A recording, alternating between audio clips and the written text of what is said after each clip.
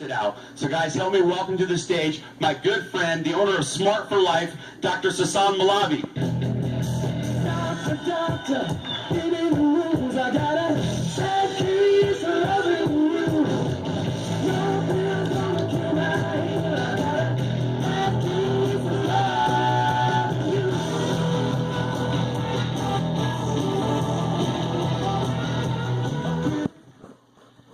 Hi everyone, I'm Dr. Moulvi, but everybody calls me Dr. Sass.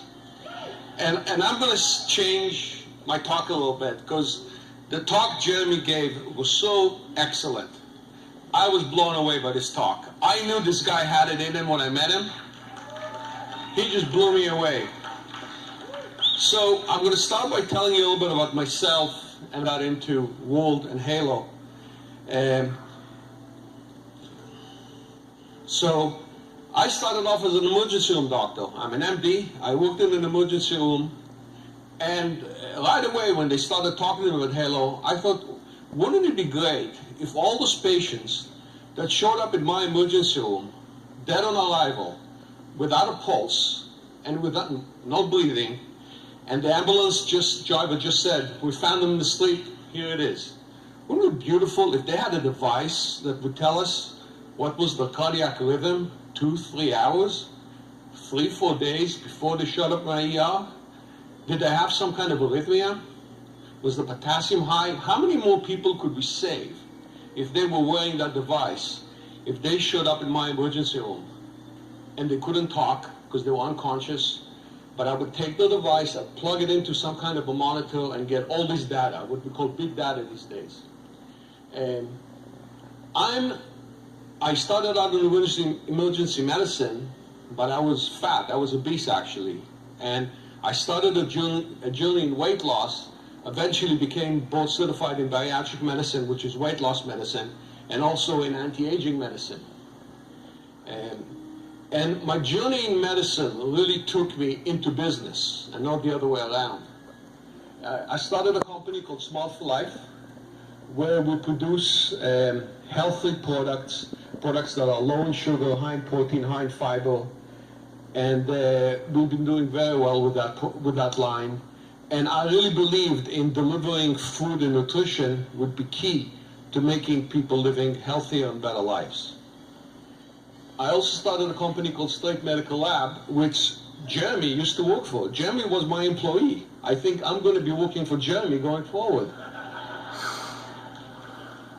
And you know what? I'll tell you a story about Jeremy. He did a conference in Louisiana. And I don't know how many of you are in medical sales, but it's one of the hardest things to sell. Because doctors are busy. Some of them are just pain in the butt. And Jeremy would never, ever give up. I would talk to doctors and I would say, this guy's never going to buy anything.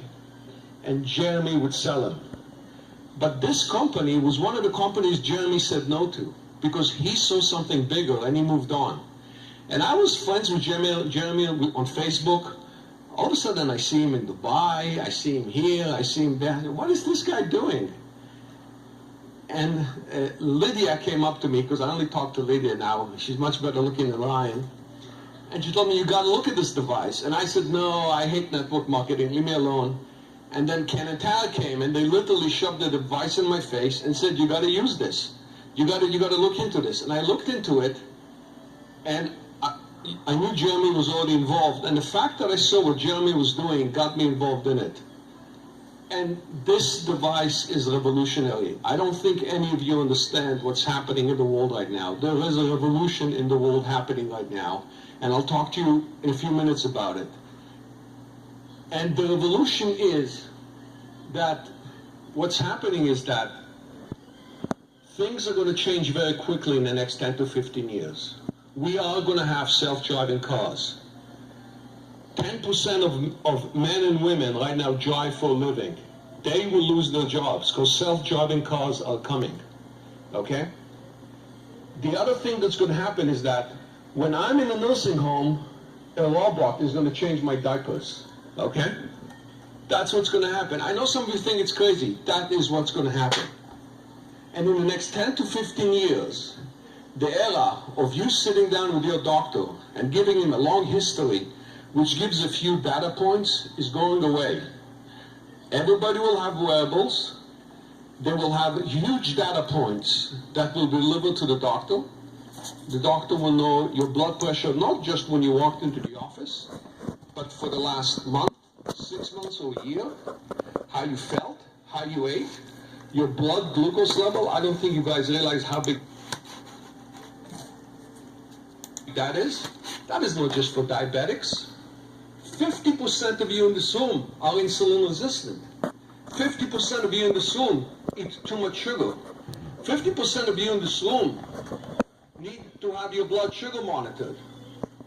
You want to know, can you imagine when you're having a meal, and the end of that meal, you get an alarm, and your guardian gets an alarm, and maybe your doctor gets an alarm that your blood sugar went too high, even though you're not a diabetic, but you just pigged out and had too much sugar? Is that going to change your behavior? Do you think you're going to wake up the next day and say, well, maybe I shouldn't eat that again? Well, that's happening. And you're part of the technology that's going to do that. So you have to understand that this is just much bigger than diabetics. Yes, diabetics are going to benefit. But how many people are going to be prevented from getting diabetes? Because we will be able to tell them, guys, your lifestyle is wrong. You're too sensitive to sugar. And you will be able to know which foods work well for you and which foods don't, the quantities. This technology is going to make this possible. And it's actually much greater than this. Because we are going to be using... What are you doing, Cat?